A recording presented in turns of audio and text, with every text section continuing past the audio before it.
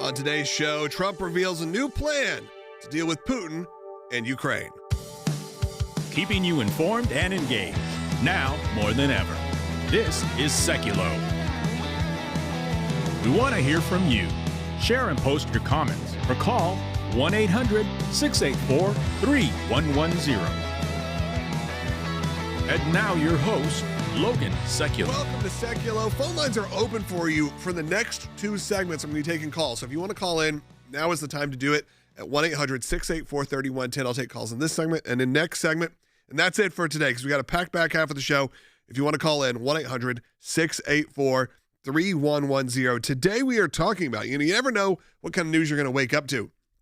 One of a surprising one that came out last night was the United States has a peace proposal ready for Ukraine and Russia. It is a multi-point. It goes to a nearly 30-point, 28-point plan for the end to the war in Ukraine. It is a fascinating piece. I'm going to break down for you. I want to know where you stand currently in this situation. We know it has been a point of contention for President Trump as he is not able to really make a whole lot of headway in this war, something he thought he could end quickly. Obviously, dealing with Vladimir Putin is a little bit different than expected. But what we've been told is that this plan has been talked to, but to the Ukrainians and to the Russians, and we don't know where they are necessarily in their point, but at least we know an envoy is on the way there to discuss this option that would have an immediate ceasefire monitored by the U.S. We would have the Donbass region. Ukraine would secede that region, which is interesting. They would actually give it over to Russia. However, they don't necessarily have to recognize it as permanent. The main thing that's very interesting is you may go, well, that feels like a big loss for Russia, as Russia has said no land. One of the things they get in this is financial compensation to Ukraine of upwards of $100 billion from both a collective U.S. and EU fund for the lost territory and for reconstruction. So you're talking about essentially getting paid back for this land and for the damage caused in war. One of the other parts of the plan actually has the U.S.-Russia investment fund of $50 billion for Ukraine's reconstruction, co-managed by oligarchs. That is, again, another sort of fascinating move here. President Trump and his team always thinking a bit, three-dimensionally, four-dimensionally, if you will, on how you could get peace in this region. There's also a lot of different plans we'll go through, including no NATO expansion for the next 20 years, including Georgia and Moldova. There's so many different things, prisoner of war exchange, a sort of a DMZ area that would be built, and a roadmap for normalized U.S.-Russia trade, something that a lot of us really would hope could happen in the near future, that you would actually have Russia kind of get back on board with the world, which would be nice for anyone who understands the global economy and how that all works. Of course, we are, you got to be supportive and look at what's going on in Ukraine, realize they've been under attack for many years now, but it doesn't mean that there is not business to be had in Russia, and there has been for decades now, since essentially the end of the Cold War. With that, phone lines are open from you. I want to hear from you at 1-800-684-3110. In the next segment, we'll kick it off hearing from President Trump as he discussed this as well during that U.S.-Saudi investment forum. Of course, this comes after just a day from his meetings with MBS, the Crown Prince of Saudi Arabia, and what that looks like. You're talking about negotiating with very, very unique individuals. Kings, dictators, and such. What does that look like from an American perspective? This new plan, though, would bring the war in Ukraine to an end. And I think that is something we've all been hoping for and praying for. And I'd love to hear your thoughts, because in the next segment will be the only time you can call in today. That's at 1-800-684-3110, 1-800-684-3110. Call me now during this break if you want to be on the air. And, of course, we are headed towards the end now. The end. We're like a week away from the end of our Freedom Drive. Be a part of it today. You can have your donation doubled, where you love the work the ACLJ does in the courts, or maybe you just like this show and you like the broadcast we put on. I want you to be a part of the team here and have your donation doubled today. That is because there is other great supporters of the ACLJ ready to unlock a donation. That is at aclj.org, or you can scan the QR code you see on your screen. If you're watching on YouTube or on Rumble, let me know in the chat where you're watching from. I love to see around the world where people chime in from and where your voice is being heard. Again, they'll be a part of the ACLJ Freedom Drive right now. We'll be right back.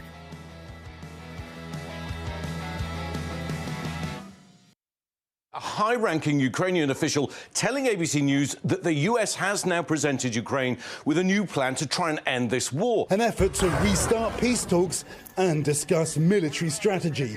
US Army leaders, including Army Secretary Dan Driscoll, making a surprise trip to Kyiv, according to 2 US officials, a European official and a source close to the Ukrainian government. The U.S. greenlit a more than $100 million package to upgrade Ukraine's Patriot missile interceptor systems, amid reports of a new 28-point peace plan drafted by President Trump's envoy Steve Witkoff and President Putin's envoy Kirill Dmitriev, but not including Ukraine. A high-level US military delegation is in Kyiv right now. It's going to meet with President Zelensky later today. Some of the proposals that have been shared with ABC News include cutting the Ukrainian army, Russia keeping the territory it's occupied in the war, and a demilitarized buffer zone. We're continuing to supply Ukraine with long-range missiles that can strike key Russian military targets inside of Russia. President Trump has said he's ready to go forward with sanctions on Russia, as well as secondary sanctions on countries that are buying Russian oil, which just shows that he has a strong commitment to keep the pressure on Vladimir Putin to make a deal at the negotiating table to end this brutal, unprovoked war of aggression against Ukraine. President Trump is a peacemaker. This is a conflict that President Trump inherited, but it's a conflict he wants to bring to an end. He has been clear from the beginning of this administration that the driver, his main drive here, is to end the bloodshed, allow people to go home and be with their families, live prosperous lives. And to echo the words of Secretary Rubio, ending a war as complex, as deadly, as serious as the one in Ukraine requires the extensive exchange of serious ideas. And achieving a durable peace will mean that there will be difficult but necessary concessions from both sides. So we will continue to develop a list of potential ideas to bring this conflict to an end.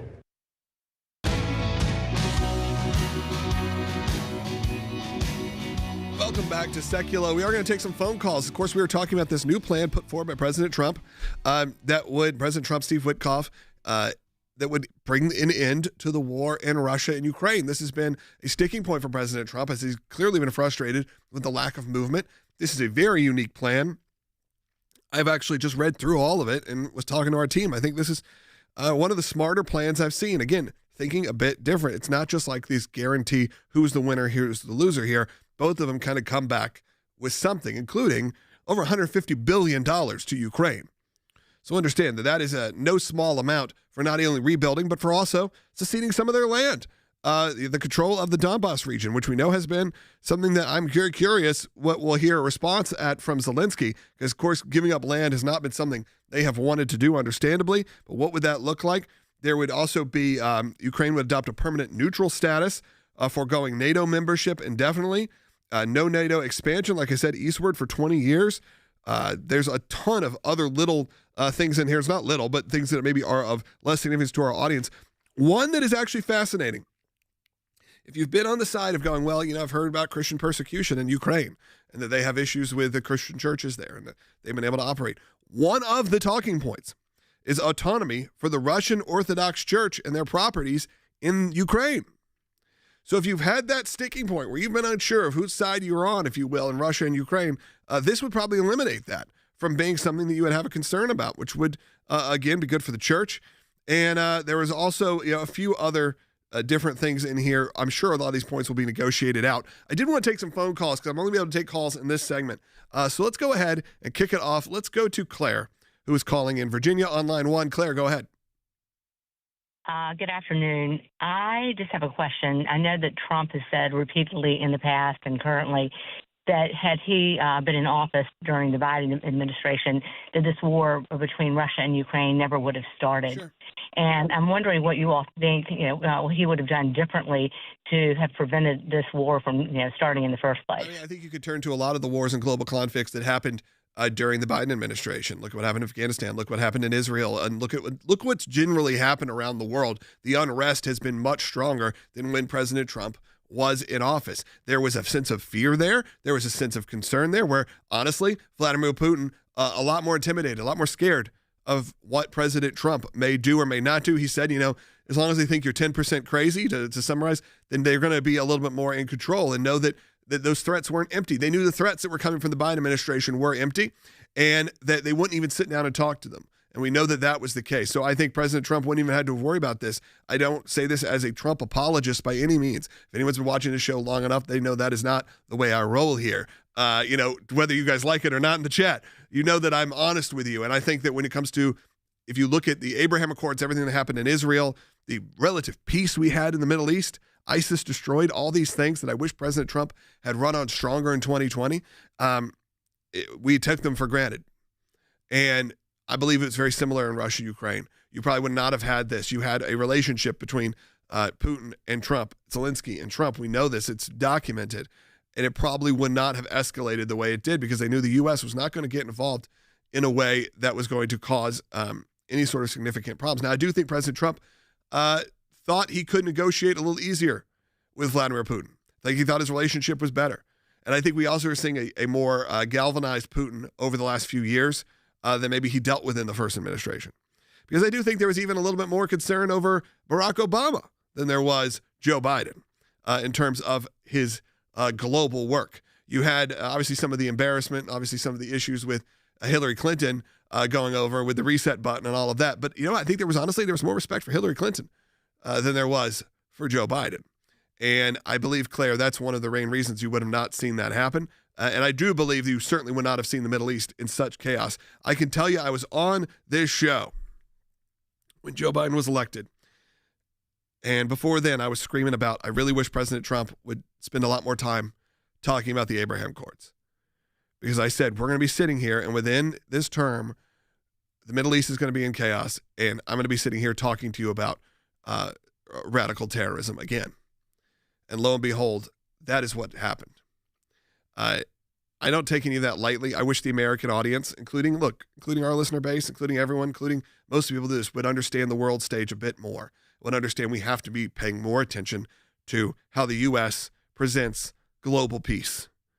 And it is that peace through strength. It's peace through maybe uncertainty. You do want a president that they think could actually go to war with you and try to do something.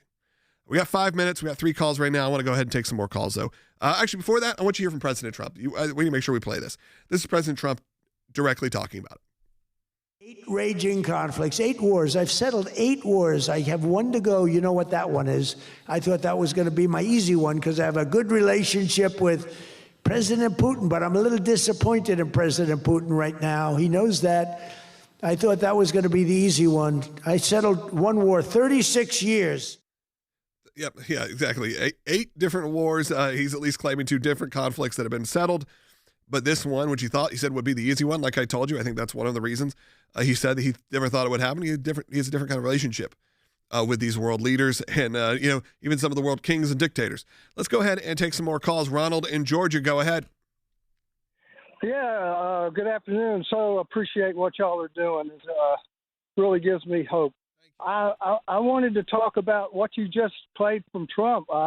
It may be relatable. There was an old doctor in England, Doc McIntosh, and he was different medical procedures, especially birthing babies. He made the statement, sometimes the easy ones are the hard ones, and sometimes the hard ones are the easy ones. And that's exactly what you teed me up perfect, because maybe Trump thought that the Israeli conflict would be harder and Russian conflict would be easier, but sometimes the hard ones turn out to be the easy ones, and the easy ones turn out to be the hard ones. Thank you, Dr. McIntosh, and thank you for all y'all are doing. Thank you, Ronald. I appreciate it. I don't know if the Israel-Gaza situation could be considered easy. It has been obviously thousands of years war, and it is still ongoing. Look, I think American people kind of saw the ceasefire, and we know that there's been issues with that and what's happened, what hasn't happened. Sure, it's different than maybe it was a few months ago. Certainly still not gone away. But the American public seems to have forgotten about it, and maybe that's for the best. Maybe that's for the best for what's going on in that region. Maybe it's the best for the Jewish people in America that we kind of move on from that. That's not the hot topic, including Ukraine and Russia. I think eventually we get worn out. We get worn out by these kind of things, especially when it feels like there's no movement. I'm looking at this new plan, and I'm actually kind of excited to hear about what Zelensky may do with this. Maybe there's some of the points they want to negotiate out, but it's very interesting. And again, provides a lot of support for Ukraine, gives Russia a little bit of what they want. And, maybe there's that middle spot where we can close, President Trump can come in and cause some end to this global conflict. Because, look, we used to have an office. We had the ACLJ in Russia, fighting for religious freedom in Russia. It was an amazing operation. The team there was great. Of course, we had to cease operations. You're not allowed to do business with Russia or Russia. We can't get money there to support that. Understandably, it's war, and it's a war that certainly America has more picked one side than the other. And look, I get that, but we've essentially divested completely.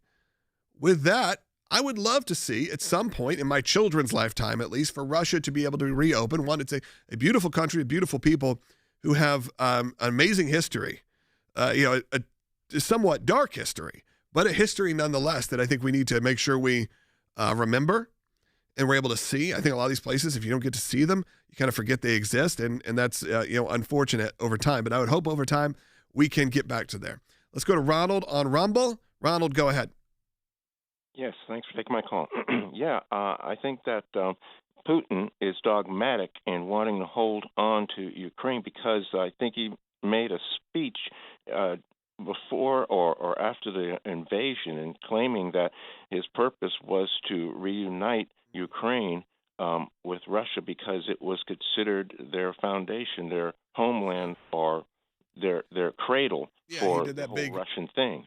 He did that big pomp and circumstance, event we all remember. Yeah, go ahead, though. Yeah, and I believe that they took advantage of that fact when Biden was in office due to the fact of, like you said, his inability to really stand up to Putin, and he thought that he would be able to put one over on him, which he did. Yeah, I mean, the idea that we were not able to meet or to have a conversation or a phone call with Russia for multiple years in the middle of wartime was absurd. That's not the way we need to be able to run things in America.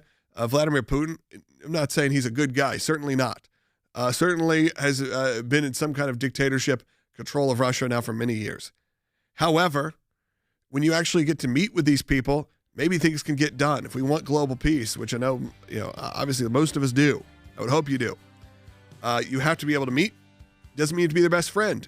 Rick Riddell's come on here and said you can be a diplomat and not be their friend. Just because you're having a conversation with them across from the table actually can be stronger if you're not their friend.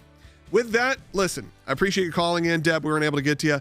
That's going to do it for calls today. We're going to actually play a lot of Jordan's CPAC panel in the back half. I want you to hear some of the religious persecutions happening around the world and how we're getting involved in that. So you're going to hear some of that in the second half as well, some other great segments from the previous week. I'll be honest, I got to get to my kids' Thanksgiving lunch at their school today. You know what? I'm not going to miss that. So I want you, though, while you can, we'll keep the chats open, everything. Support the work of the ACLJ at aclj.org. And I will talk to you live tomorrow, but great stuff coming right up.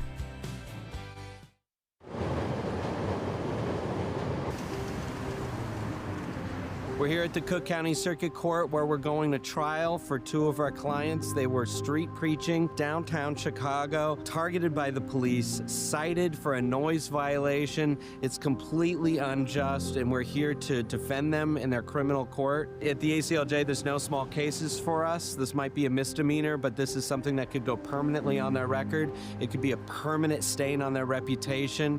It could be fines, and frankly, this is exactly the kind of thing what we're here for. This is what the ACLJ cares about. These are young men passionate about the gospel, and we're not going to just sit around and let the police harass them, which frankly, that is what this is. We're here for two words: not guilty. That's the only answer that we think is acceptable. Those young men were not violating the law. Their volume was not at an illegal level, and we're going to make sure that the court and the judge see that.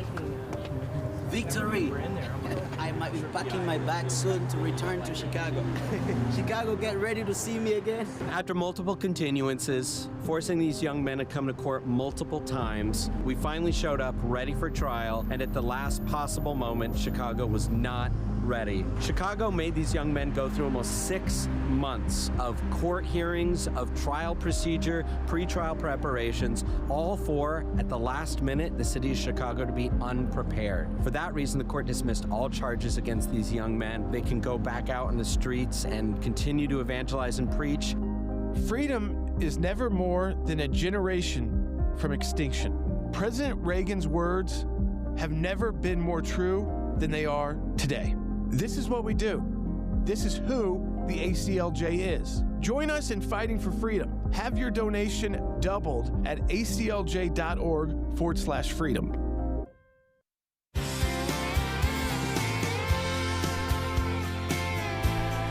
Welcome to Sekulow. Will Haynes here, joined in studio by Jordan Sekulow, and we are also joined by one of our attorneys, Ben Cisney, out of our Washington, D.C. office. And we're going to be talking, Jordan, this is about the Jack Smith scandal. There, we found out he had targeted 8 U.S. senators, 1 member of the House of Representatives, by seeking their phone logs. And fortunately, for some of the senators, like Senator Ted Cruz, AT&T was like, you know what? This doesn't sound above board. We're not going to comply with your subpoena, which takes a lot of courage, by the way, for a big corporation when special counsel comes a knocking and says, give us these phone records. And they say, we're going to meet with our general counsel and maybe this isn't right. But other companies did hand over these records. But Jordan, let's talk with Ben now and talk about, one, some of the actions that have happened recently that could combat this and what we need to be doing. So Ben, our folks know that we filed the FOIAs on behalf of many of these senators who we know were targeted, including people like Ted Cruz and Marsha Blackburn and Lindsey Graham and Bill Hagerty. And then they got kind of put forward with this piece of legislation that was dropped in on how they could further take action against bad actors at the DOJ and FBI retroactively, but also in the future. This also dropped in the House bill. House wasn't really happy about it, mostly because there wasn't a lot of discussion about the $500,000 penalty per illegal action that may be found in court. What we found is that most senators, and this is, I want to say this right off the bat, Ben, because I think it's important.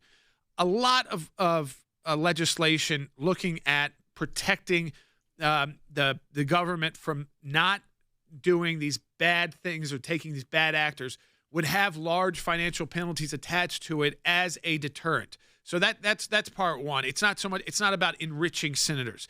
But part two is, if the $500,000 became too distractive, we're totally fine with taking that out and just focusing it on both again, getting relief. So whether that's injunctive relief, ultimately consent decrees, things like that, but also discovery, kind of because discovery would allow this information to get out quicker than even a FOIA process. So what we're hoping is that in the House, and listen, they can adopt this to cover themselves as well, that they keep the key cause of action for groups like the ACLJ so that we can represent these senators and get this information out to the American people. I do hope they keep that provision, Jordan, even if they need to fine-tune a few things like the damages amount or increasing the applicability of whose data is protected. Fine-tune it, tweak it. That's kind of what happens in the legislature. It's part of the process.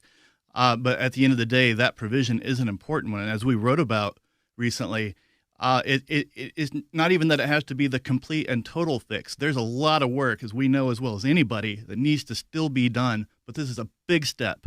It's a good step. It's a step in the right direction. And I do hope that they'll hang on to this so that bad actors within the government sort of abusing that, that badge, that shield, with the full weight of the federal government, they're using that to violate constitutional, and if this passes, statutory rights. We need to increase accountability however and wherever we can. This is a big step in that direction. Ben, also, when you look at the step in the right direction, you're already starting to see people like Senator Lindsey Graham, who is saying, I think that we should now also offer a bill that would cover a cause of action for other Americans swept up in this dragnet policy. You're hearing other sorts of reforms. Does this, one, serve two purposes?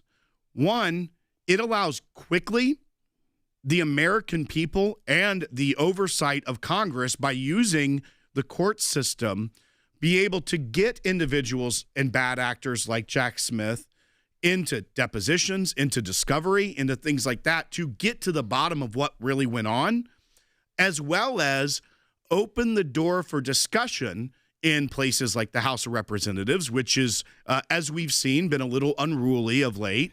But open that door for that discussion. Now they want to talk about real reform. So I almost see this as twofold. It helps us get us in the door quickly while it's still relevant to go after these people, as well as open up the conversation for broader reform. I think that's completely right.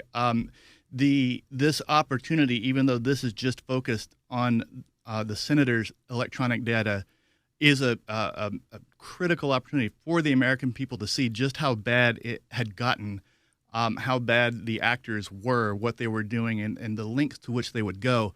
And just to make a point here, Will, if they're willing to do that to sitting United States senators, you don't think they're willing to do that to you, to any of our listeners today? If you're on the wrong side of something, we know many people have been on the wrong side of it, and we're hearing that more is coming, more news is coming. We'll see, but I think that's exactly right. And this is a nice illustration of the problem of how high and how honestly how deep it will go too. But at the same time, I hope it is the beginning of a new wave of conversation of reform. We've been calling for reform for a long time, and this is Exhibit A, And like I said, we have a long way to go.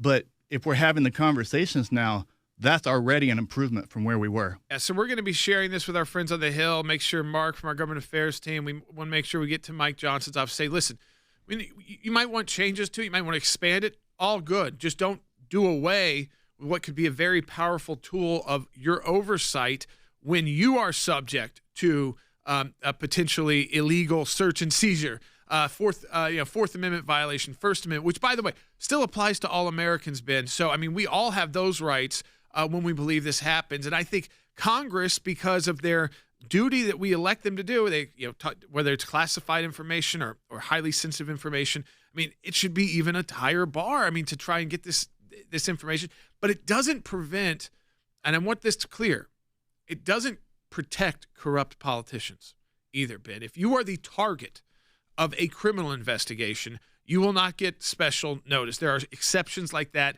throughout even what may be this first flawed package that needs to be reformed.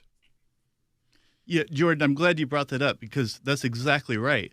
And because people who are opposed to this kind of accountability could easily, even accidentally, fall into the misperception that this is protecting, it's kind of some kind of inside protection deal.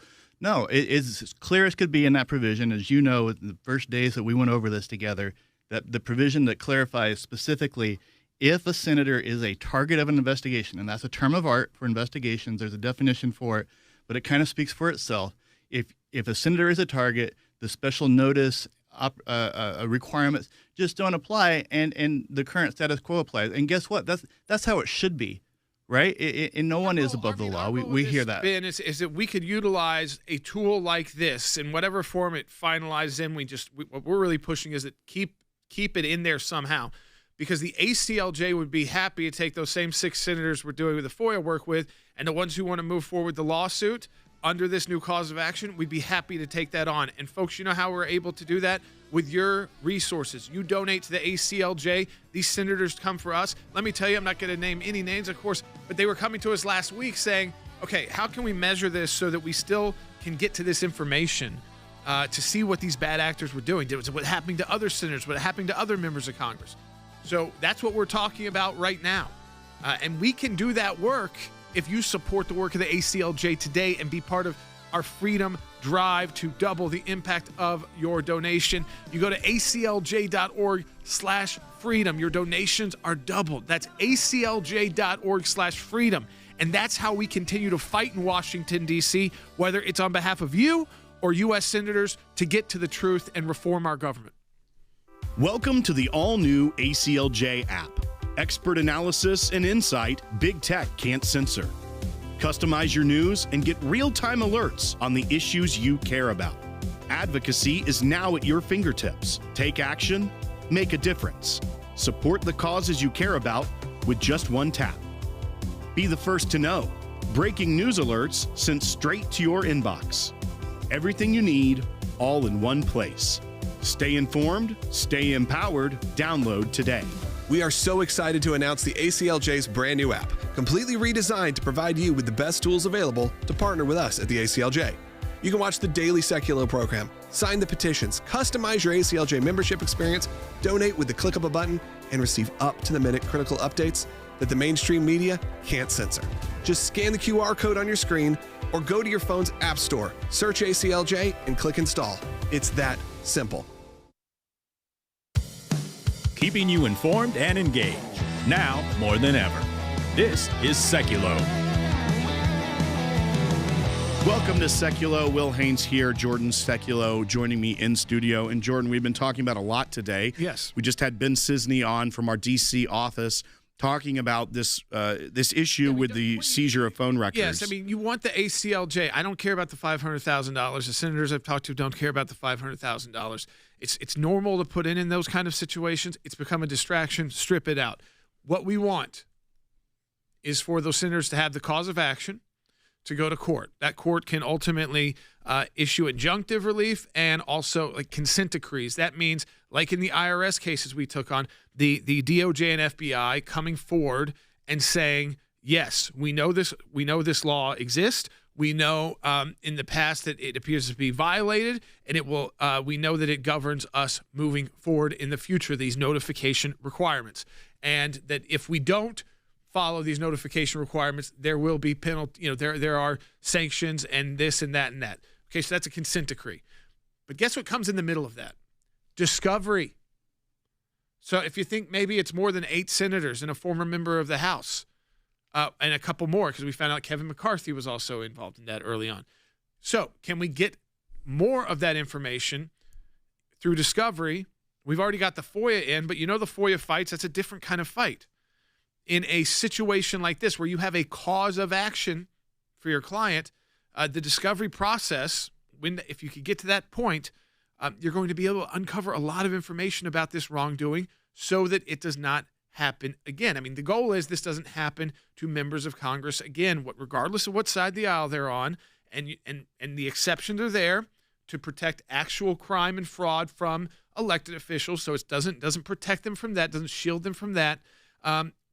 It's almost like I wish we didn't have to have this, but we do, because every 2 weeks we're getting new documents about how they're spying on presidential candidates, spying on senators, spying on House members. The ACLJ has been at the tip of this. We're representing those senators immediately through FOIA, and I know if they had the cause of action, I don't know if every one of them wants to go into federal court, but I know enough will with us at the ACLJ that we can be the lead organization to get this information out about what Jack Smith and his team were doing, so that the Jack Smiths of the future are too scared because this will be not just career ending, it could also face other penalties. Remember, this is the penalties senators can enforce. The Department of Justice and FBI can then go and look at this employee and say, wow, you violated this, and this. You're not just fired, you're in trouble. I mean, so this is bigger than just that piece of legislation, but we need to preserve that cause of action. We're going to get that out, making sure that's clear. I'd love if they want to extend that to the House of Representatives. More sunlight on this is better. Yeah, and I think this actually ties into the vote that the House will be taking on the Jeffrey Epstein documents, because at the end of the day, we know he got a sweetheart deal a long time ago where he was able to have, they knew what he was doing, and he went to minimum security, got to go home on the weekends, to go work, etc. And we know that that is a corrupt system that allowed that to happen. We know the corrupt system was targeting U.S. senators. There's, from Just the News, a former U.S. attorney went to the DOJ in 2018 with information about Hunter Biden. What did the DOJ? Nothing about that information from this respected former U.S. attorney. Instead, what did they do? Subpoenaed the U.S. attorney's phone records. This wasn't just U.S. senators, folks. This was everyone they saw as a political threat. We have no idea how deep this goes, too, because these are this is to the point where you don't have to be a target. Right. You just have to be someone that they're looking for information, evidence from. And so, Lord, you think about how many people that could involve with Arctic frost. We see the scope of it's continuing to broaden out every time we get a document dump. And we're not shocked about what they're doing, but it's something we shouldn't allow in the United States of America when we have ways of correcting it. So we need your support, because I want to go not just file these FOIAs we've done, but I want to go right into federal court with these senators, maybe House members too, if they expand the law. to get this information out so that this does not happen again to another administration that wants to change Washington for the American people for a better way, like the Trump administration.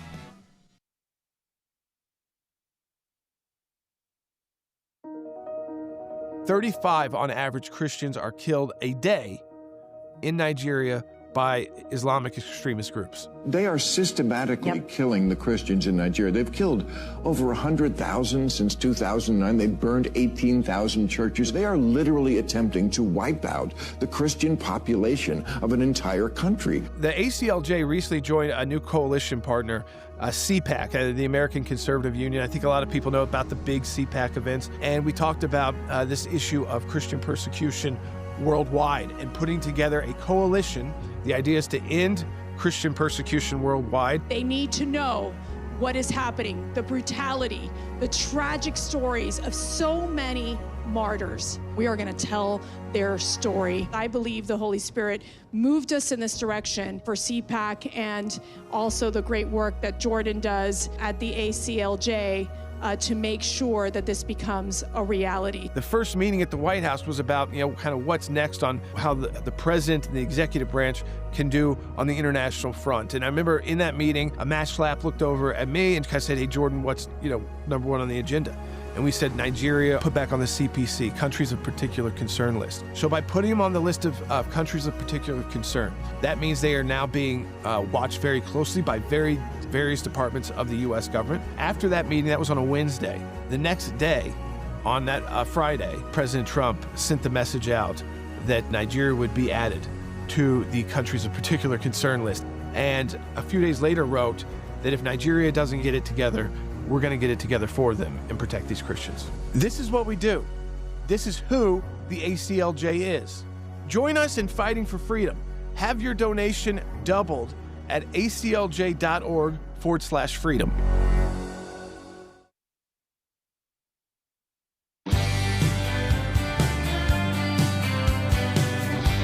Welcome back to Sekulow. We've got something special for you to close out this week. And we've talked about all week that Jordan's been in Washington, D.C. at this CPAC summit, which was focusing on persecution around the world and how we can be involved. And as you know, that's something that's very important to the ACLJ, something we've been fighting against, the persecution of Christians worldwide for the entire history of this organization. And our team was able to be a part of this and was able to lead panels, be involved in panels. And so we really thought it was important that you see what Jordan and the DC team was involved in this week. So we're going to go right to that. And while you're at it, while you watch this and you see the impact the ACLJ is having both in DC and around the world, go to aclj.org and support us today. It's the end of the month. It's a great time to do it. So go to aclj.org and give a donation today. And now we're going to go to DC from this week with Jordan and the DC team at the CPAC Summit. We've been talking about what's happening around the world, but I think we have to also talk about what's happening inside the United States so that we can continue to be that country that is the beacon of hope, that is the headquarters to combat Christian persecution worldwide. We have to make sure that our churches and our Christian brothers and sisters here in the United States understand the significance of this issue and also continue to fight for their rights here in the United States, which are ongoing fights that we battle every single day at the American Center for Law and Justice in courts across the country. Sometimes it's the federal government. Then the federal government is on your side and you're still dealing with state governments, local governments, school boards, municipalities, all trying to silence the Christian student, the Christian teacher, the Christian employee at their office who they say don't keep the Bible on your desk or you can't have a cross somewhere in your cubicle. All of those issues are still at play right here in the United States. They are not necessarily the issues of persecution that we handle as the ACLJ with our international offices worldwide, but we have to maintain our religious liberty here. And this panel is very interesting because we have an ACLJ attorney who works on these issues, as well as a frequent client of the American Center for Law and Justice, Reverend Pat Mahoney of the Christian Defense Coalition. And I want to go to Ben first. This is Ben Cisney with the ACLJ. Ben, we saw at the beginning of our organization at the American Center for Law and Justice, it was literally about a Bible club. The case was called Mergens. It went all the way to the U.S. Supreme Court. A public school student wanted to, there's all these clubs at school. I want to start a Bible club. The school says no. And ultimately, it makes its way to the Supreme Court, and we win. But then the cases continue, whether it's speech on the sidewalk. And I say speech because for so many years, the free exercise of religion had been eviscerated by the U.S. Supreme Court and in the lower courts. It meant really nothing in the United States. And so the ACLJ started with a different idea. Let's not focus on it being just religious. It's speech.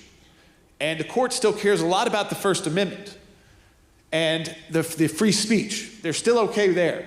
So why is religious speech being treated differently than political speech or corporate speech and other speech? I'll go there. Now, more recently, we've seen the free exercise clause get some teeth back. But that is just recently at the U.S. Supreme Court. And Ben, I wanted you to address that we have finally started to move from just saying we're speech just like all others, which is true, but at the same time that the free exercise clause does mean something in the United States of America.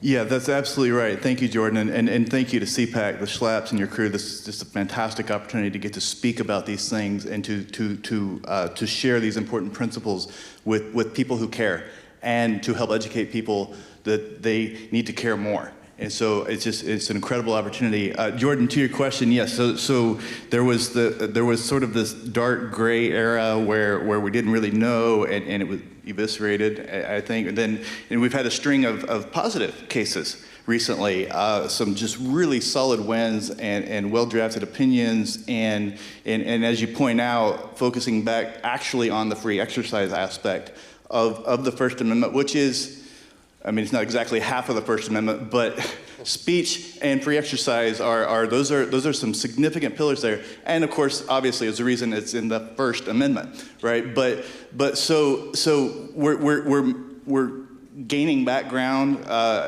really, and there's more ground to gain, right? And we'll all keep doing what we're doing. But I think that. Part of the problem, why? Because we wrestle with the question, like with these great wins, why are we still having more cases? Why do we still have to keep suing municipalities and school boards or counties or states or whatever, when the Supreme Court is laying down what to most of us seems relatively clear guidance and rules? And I think there's multiple reasons for that. One is lower courts are, I think, sort of reluctant, or whether it's intentionally, I think, depending on the subject matter, or just, they're busy. They got a lot of cases and they're not always up to speed on the latest. And so it takes time for precedent from the Supreme Court to sort of work its way down across the system. I think that's probably part of it. I think another part of it is actually some of the governmental entities involved. They're kind of saying, I don't care what the Supreme Court says. That's like, I'm going to keep doing this, and you're going to have to sue me, because guess what? Most people have to pay lawyers. It's being a plaintiff against a governmental entity is it's not a small thing. Right. Even when you don't have to pay the lawyers. Well, I think this is key, right? And so I want to bring in Reverend Mahoney into this, because the ACLJ, it exists to defend religious liberty in the United States, the American Center for Law and Justice, and it's become kind of the hub for the work that we do all around the world. But we are nonprofits, so our donors donate so that people who typically would not be able to afford attorneys to fight back because they feel like their rights were violated. And so we get out in the meeting, we tell them all the time, if you feel that way, you need to contact us. And you're going to talk to a real attorney. They're going to walk you through. It's not going to cost you anything. We've represented you, I don't know how many times exactly, but more than dozens of times when you have faced arrest, imprisonment because of speech on a public sidewalk in the United States of America.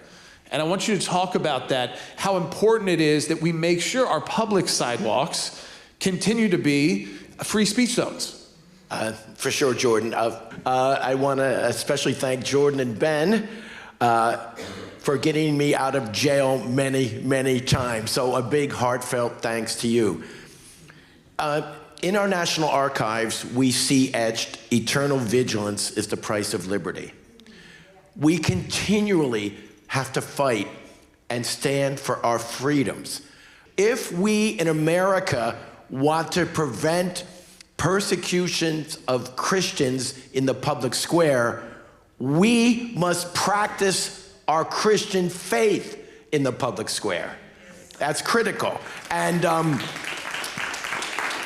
I've been arrested for all good things, okay, 112 times.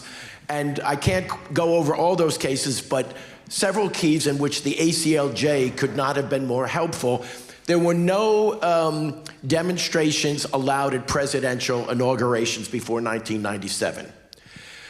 We planned a major event of prayer and public witness because of President Clinton's support of partial birth abortion. We were told if we went on the parade route for praying, we would be arrested. And I'll never forget my comment in the Washington Post. Hell will freeze over before we surrender our right to pray in the public square. Immediately contacted the ACLJ. They went into federal court, and we won. And for the first time in history, free speech, religious liberty was allowed at presidential inaugural parades, showing that public engagement, you don't have to be fear first of trust in God, but then for entities like the ACLJ, was protected. Next, we were praying in front of the human interest section for a young boy named Ilian Gonzalez. The Secret Service told us if we stayed on that sidewalk to pray, we would be arrested. We said, we're going to pray. We went to the ACLJ, and what I think is one of our most historic victories, the federal courts ruled that if people are on a sidewalk, walking their dog, going to Starbucks, if that is open for that, then it has to be open for prayer. It has to be open for free speech. And we won that case, opening up religious freedom in the public square across America. And before I turn it back to you, Jordan, remember, the greatest threat we have to Christian persecution in America is a silent and apathetic and indifferent church. We must be bold, we must be courageous. I feel like I'm getting the Spirit to preach here. And we must never compromise our values and be a witness. And we are so thankful there are organizations out there to stand with us. When we come back on Sekulow, we will have more from this CPAC summit in Washington, D.C. We'll be right back. Dad, first, probably need to give people, again, history. When they hear Arctic frost, they may not know what we're talking about, because I feel like I always have to go back and remind myself with all these code names what it is we're talking about. But a lot of news is reported, including Just the News, our friends at Just the News, which, by the way, if you're looking for a great news source, they're always great, and they're always very in-depth. I will say that team, they don't put out a one-paragraph article ever. It is dense in a good way. So if you're looking for a lot of information, our friend John Solomon at Just the News, they always put out great work. But more than 160, this came out, it's even bigger than we thought. More than 160 Republicans have been potentially investigated in Arctic frost. Arctic frost is what the code name was for this investigation involving lawmakers, legislators. I'm talking about members of the United States Congress, House and Senate, and the January 6th certification process and the protests that went up on Capitol Hill. It was the then chairman of the Judiciary Committee, Lindsey Graham, Senator Marsha Blackburn, Senator Bill Hagerty, Senator Ted Cruz, and Jack Smith, the so-called special counsel. And they basically were getting phone records on these individuals. They were getting who they called, when they called, where were they when they called. And we are representing these members of Congress.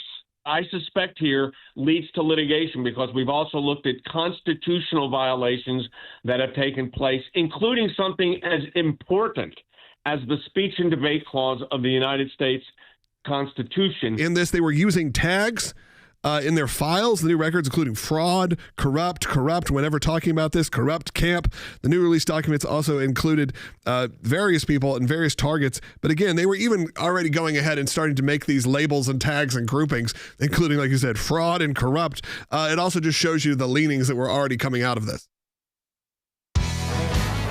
Welcome back to Sekulow. We want to go back to Washington, D.C.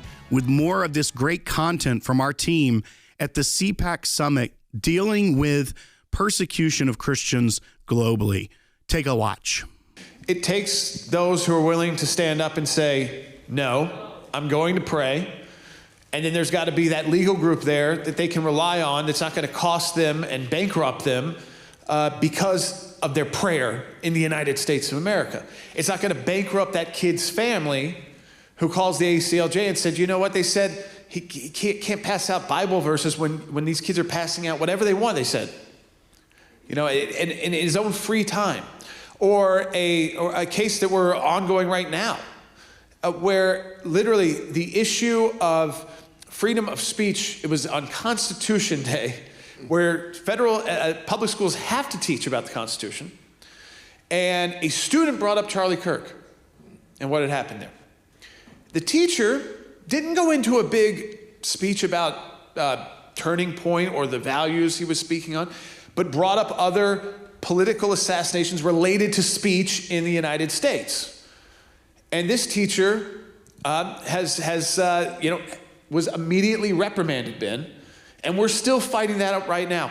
Just because she responded to what a student had to say on Constitution Day in the United States of America about free speech. And again, the idea that religious speech is speech and it should be just as free as any other speech. Yeah, that's right. And I think this reflects sometimes, how do these things still happen? Sometimes it's ignorance. Sometimes I think there's still this old knee-jerk, separation of church and state, which I hope everyone in here knows what the real deal was with that. But this sort of knee-jerk, religion and politics, and we don't want to talk about it. We don't want to offend people, right? This whole offense thing, and you got to be tolerant, and of course tolerance is a one-way street if you notice the trend. And so that's an idea that motivates, and sometimes it's just supervisors at a school that they think they're following the rule they're supposed to follow. And we've had clients, Jordan, that said, my boss told me confidentially, they don't like what this rule is, but they have to enforce it, something like that. But I think some of it is just those kinds of things, and some of it, again, is just open hostility, under the guise of anti-discrimination, and that's a trend we're seeing, I think, more and more, across the board, is the municipalities and the state governments that don't want to play ball with Supreme Court precedent.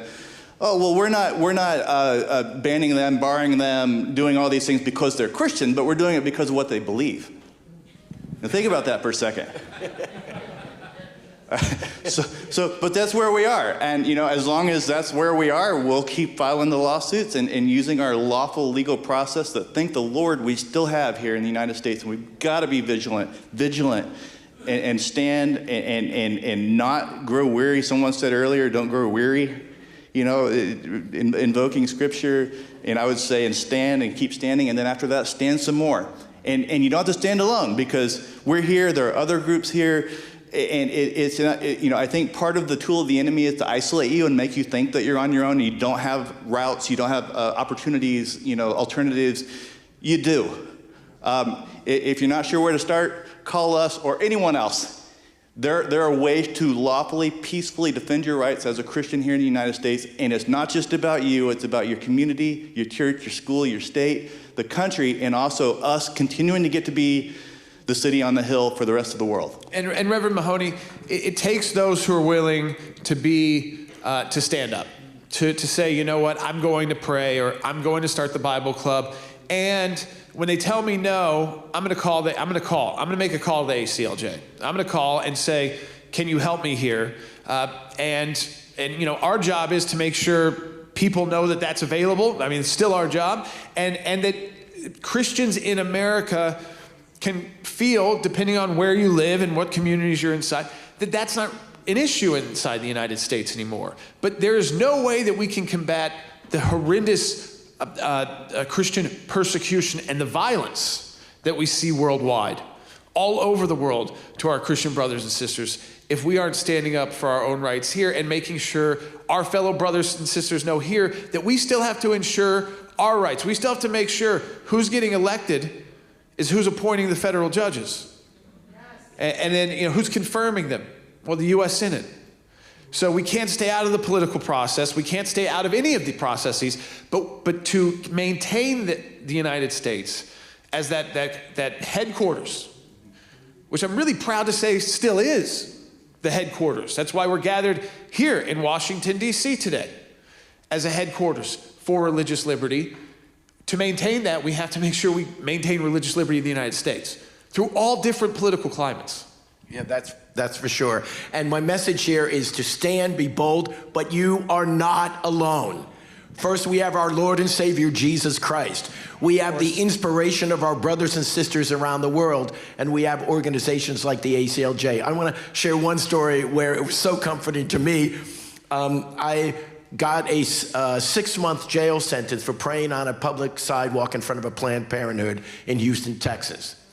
And I was in for a month, and the ACLJ got involved, and I'll never forget. I'm sitting there in my orange prison jumpsuit, and all these not these guys, but ACLJ attorneys in dark suits come in with their briefcases. I don't know if I should use this example, but I felt like a mafia don or something. Like, what is going on? And they got us out. They got me out. They got the others I was without. I did 1 month. But here's the beauty of what it did to Houston. And I want to show the power of engagement. Brothers and sisters, we have to stand. The judge who sentenced us to 6 months, she so angered the Houston Christian community that they decided the next election cycle they would run a judge against her. Yeah. They ran a judge against her. He won. That judge later became the Chief Justice of the Texas Supreme Court because of working with the law and public engagement. And the best part, his last name was Divine. Houston was actually maybe my greatest jail experience because I look like I own a Jewish delicatessen and no one's going to be afraid of me. And so they put me in with like some really dangerous like murderers and bank robbers, the Grizzly Adams rapist. And as you sit around and you eat lunch and you're there with all the folks in prison, what are you in for? I'm in for bank robbery. What are you in for? Armed robbery. What are you in for? Murder. Then they get to me. What are you in for? Prayer. And they looked at me like going, this guy's really bad if he's in for prayer. Like, don't mess with him.